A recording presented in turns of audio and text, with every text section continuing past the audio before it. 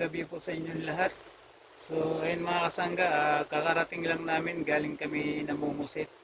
So hindi ako nakapag-vlog kanina dahil sa pag-alis namin ay medyo hindi maganda yung panahon, kaya hindi ako nakapagdala ng cellphone. So ngayon mga kasangga ay papakita ko na lang sa inyo yung huli namin. So ito yung huli namin mga kasangga. Yun no, kunti na lang mapupuno na. So mapupuno naman sana yan kung meron pa kaming extra na gasolina.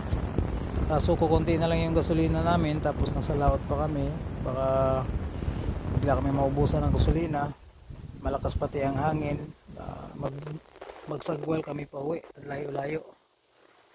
So ayun. So yung mga kasangga, no, baka mag-stop muna kami sa aming pangingitang. Gawa ng yung kitang namin, ilang piraso na lang yung kawil ang natira dahil panay ang sabit sa mga bato.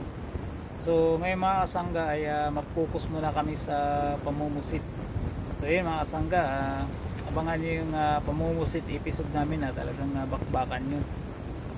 Ayos.